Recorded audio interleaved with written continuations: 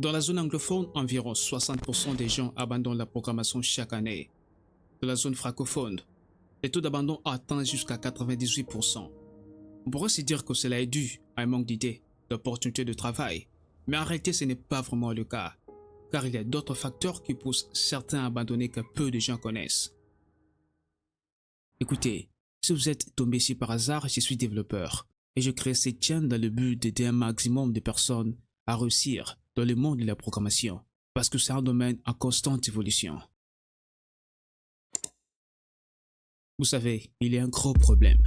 Lorsque vous voulez vous lancer dans la programmation ou dans le développement des logiciels, certains développeurs, surtout les formateurs, vous diront, si vous voulez faire du hacking éthique, commencez par apprendre Python. Si vous voulez créer des sites web, commencez par apprendre Python ou PHP. Si vous voulez développer des jeux vidéo, commencez par apprendre C++ ou C#.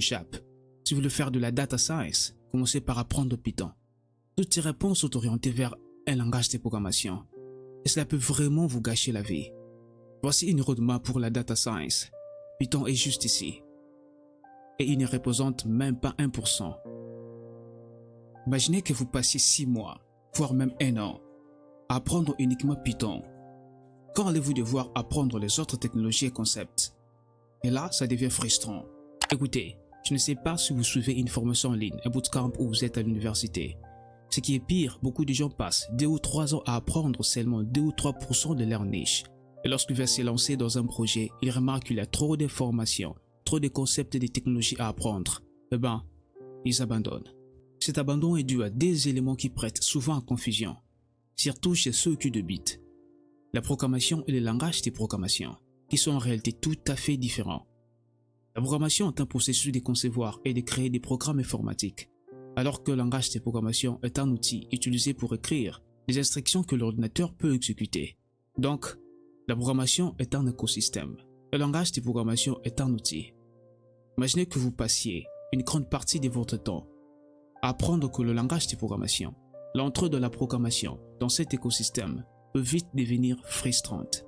Maintenant, qu'est-ce qu'il faut faire pour sortir de cette impasse? D'abord, vous devez commencer par spécifier votre domaine ou votre niche. Trouvez une roadmap de votre niche. Trouvez un projet à travailler. Utilisez votre roadmap. Enfin, travaillez sur ces projets. Pour spécifier votre domaine ou votre niche, si vous voulez faire de la data science, donc votre niche, c'est la data science. Si vous voulez faire du back-end, donc votre niche, c'est le back-end. Une roadmap vous aidera à lister toutes les technologies et concepts liés à votre niche. Vous pouvez la voir sur internet ou si vous rencontrez un problème, vous pouvez me l'écrire en commentaire. Si vous avez un projet, ok. Si vous n'en avez pas, il y en a plein sur internet. Utilisez votre roadmap, c'est lister toutes les technologies et concepts nécessaires pour travailler sur ces projets, de la conception à la production. Puis ce qui reste, c'est de travailler sur ces projets. Vous savez, Mark Zuckerberg a construit Facebook en 2 semaines. Oui, il a construit Facebook en 2 semaines. Ce n'est pas du bullshit, c'est la vérité. Mais dire cela de cette façon, c'est commettre la même erreur que d'autres lorsqu'ils parlent de Mark et de Facebook. Parce qu'il y a certains éléments cachés que tous les développeurs devraient connaître, surtout ceux qui débutent. Dire simplement que Mark a construit Facebook en 2 semaines peut créer des très gros problèmes chez les développeurs. Entrons un peu plus en profondeur. Avant la création de Facebook, Mark Zuckerberg avait travaillé sur plusieurs projets intéressants, notamment ZachNet, Synapse Media Player, CallsMatch et FaceMash. ZachNet, c'était un programme qu'il avait développé pour sa famille. C'était un système de messagerie qui permettait aux ordinateurs de la maison et du cabine dentaire de son père de communiquer. Synapse Media Player, c'était un lecteur de musique intelligent. C'était un programme qui utilisait l'intelligence artificielle pour analyser les préférences musicales des utilisateurs et créer des playlists personnalisées. CallsMatch, c'était une application qu'il avait développée lorsqu'il était à Harvard. Il permettait aux étudiants de voir quels cours suivaient leurs amis et de choisir le leur en conséquence. FaceMash, c'était un site qui permettait aux étudiants de Harvard de comparer les photos de leurs camarades de classe et de voter sur qui était le plus beau ou la plus belle. Si Mark avait créé de Facebook en 2 semaines, parce qu'il était déjà un programmeur talentueux et il avait travaillé sur plusieurs projets, notamment ceux que je viens de vous citer. De plus, la première version de Facebook n'était pas aussi complexe que celle d'aujourd'hui. C'était une application simple. Si vous ne savez pas cela, vous tomberez dans le piège de certaines informations qui circulent sur internet. Des trucs qui vous promettent de devenir un bon programmeur en 6 mois. Coder une application avec ChatGPT en un jour et devenir millionnaire. Apprendre à coder et décrocher un emploi après 6 mois. Je ne dis pas que c'est impossible, c'est tout à fait réalisable. Mais ce que nous devons tous comprendre, c'est que ce n'est pas fait pour tout le monde. Lorsqu'on apprend à coder, ou même lorsqu'on code, certaines personnes ont déjà développé des bases que d'autres n'ont pas encore. L'attente des résultats immédiats ou la pression de se spécialiser trop rapidement peut déclencher le syndrome de l'imposteur et vous amener à penser que la programmation n'est pas faite pour vous. Je vais vous raconter une petite histoire. En 2019, j'avais passé près de 8 mois à faire des front-end en utilisant HTML, CSS et JavaScript. Un jour, j'ai eu l'idée de créer une API REST avec Python, le langage que j'utilisais déjà auparavant. Mais à ma grande surprise, j'avais complètement oublié la syntaxe. J'ai dû réapprendre certaines notions de Python avant de pouvoir continuer l'implémentation de mon API. Peut-être vous dites-vous que j'ai une mémoire fragile et que je devrais aller voir un médecin. Écoutez, après que Facebook ait connu un succès important, un jour, Mark Zuckerberg a voulu écrire du code pour une fonctionnalité en utilisant PHP, le langage qui lui avait permis de créer Facebook. Mais il a eu du mal à se souvenir de la syntaxe. Donc, c'est normal que cela vous prenne du temps, que ce soit pour déclarer une variable, comprendre un concept, obtenir une mission ou un travail, ou encore travailler sur un projet pendant plusieurs mois. Un développeur généraliste abandonnera les développements après quelques mois ou quelques années, alors qu'un développeur en T il restera toute sa vie. Vous vous demandez peut-être ce qu'est un développeur en T. Écoutez, à un certain moment dans mon parcours, j'avais tellement d'idées de projets géniaux à réaliser. C'est ce qui m'a poussé à explorer le hacking, le développement full stack, la robotique, le développement mobile, le web design et la data science. Mais j'ai remarqué un phénomène. Chaque fois que je passais d'une niche à une autre, il y avait une multitude de technologies et de concepts à apprendre. Ce qui était encore pire, c'est que plus je passais du temps à approfondir mes connaissances dans une niche spécifique, plus je perdais des notions dans les autres domaines que j'avais déjà appris. Cette situation m'a vraiment dégoûté de la programmation et j'ai voulu tout lâcher. Je ne suis pas le seul, beaucoup de gens racontent le même problème. La programmation est un domaine extrêmement excitant, car on peut y faire tout et n'importe quoi. Mais vouloir tout apprendre ou tout faire peut mal tourner un jour. C'est là qu'intervient les concepts des développeurs en T. Cette petite barre horizontale représente les notions générales que tu connais en programmation, tandis que la barre verticale représente ta spécialité. Pourquoi être un développeur en T? Imaginez que vous faites du développement web et qu'une personne vous demande de lui créer un petit site web de recettes. Vous ne pouvez pas simplement lui répondre que vous ne faites que des API ou uniquement du back-end.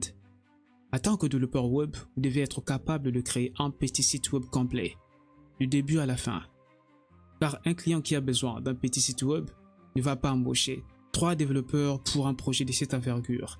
De même, si vous développez la première version de votre application en solo, vous devrez tout faire vous-même. En revanche, si vous souhaitez contribuer à des grands projets ou travailler dans une entreprise comme Google, vous êtes obligé d'être fort dans une niche particulière. Être un développeur en T, c'est être généraliste à 30% et spécialiste à 70%. Passer son temps à tout apprendre en profondeur pourrait vous pousser à vous dégoûter de la programmation et à l'abandonner. Lorsque vous commencez à apprendre à coder ou à travailler sur un projet, au début vous n'aurez pas assez de problèmes parce qu'il y a beaucoup de contenu en français sur le langage de programmation. Mais lorsque vous commencez à entrer un peu plus en profondeur, vous commencerez à vous rendre compte qu'il y a peu de ressources en français sur la programmation. Les forums, les documentations, même les échanges dans des communautés de développeurs se font en anglais. Les forums français sont peu réactifs, les documentations ne sont pas à jour. Pire encore, certains postes ou opportunités dans les entreprises internationales exigent un bon niveau d'anglais. Cela peut limiter les perspectives de carrière pour ceux qui ne se sentent pas à l'aise en anglais. Cet enjeu pousse certains à abandonner la programmation. La solution, c'est de vous familiariser avec les ressources en anglais. Comment le faire? Utilisez des traducteurs en ligne comme Google Translate pour traduire des documents ou certaines parties de la documentation. Apprenez le base de l'anglais sur YouTube ou vous pouvez faire des cours en ligne. Utilisez du contenu en anglais, comme lire des documents en anglais, regarder du contenu lié à la programmation en anglais, rejoindre quelques communautés anglophones, comme Stack Overflow ou Reddit, ou une communauté liée à un framework, un langage de programmation ou une technologie particulière. Enfin, vous devez transformer votre environnement en anglais. Par exemple, faire quelques recherches Google en anglais, changer votre système d'exploitation en anglais, l'éditeur de code en anglais. L'objectif ici est que vous puissiez comprendre les contenus en anglais, que vous lisez ou regardez. C'est décourageant au début, mais Vous allez vous y habituer, petit à petit. Il y a quelques années, à un certain moment, je voulais abandonner la robotique à cause d'un bug. Un bug qui m'a pris 6 mois. J'avais une idée d'un projet simple, contrôler les mouvements d'un robot mobile à l'aide d'un clavier. Au début, c'était cool.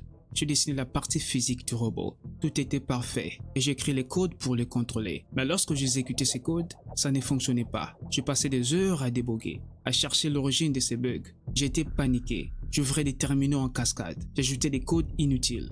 J'ai posté mon problème sur des forums, mais tous ces essais étaient en vain. Quand je réalisais les codes, tout me semblait correct. Pour moi, il était parfait. Je me sentais extrêmement nul. Après 6 mois d'essais sans succès, je me suis dit, ok, je vais faire un dernier essai. Si ça ne marche pas, j'arrête. J'ai fait une petite modification et là, à ma grande surprise, les codes ont marché. Ce bug qui m'a pris 6 mois et a failli me faire abandonner la robotique venait d'une simple erreur. J'avais juste oublié un espace. J'adorais la robotique, mais je voulais la lâcher. La cause de tout cela, c'est notre système éducatif. Depuis notre tendre enfance, on nous répète que les erreurs sont pour le faible, pour ceux qui sont moins intelligents. Cette façon de voir les choses affecte notre vie professionnelle, et même nos projets, parce qu'on nous apprend à réussir les premiers coups. Échouer encore et encore affecte notre état mental et social. Il est important de savoir qu'être développeur, c'est rencontrer des bugs, commettre des erreurs, c'est échouer encore et encore. Tous les développeurs rencontrent des bugs, commettent des erreurs et font face à des gros problèmes. Peu importe la qualité de votre idée de business ou de votre CV, cela peut fonctionner ou pas. Ce qui compte, c'est que vous allez apprendre plein de choses. Les développeurs les plus puissants sont ceux qui ont résolu énormément de bugs, commis énormément d'erreurs, et chaque problème résolu a renforcé leurs compétences. Si vous avez quelque chose à ajouter, j'aimerais vous lire un commentaire.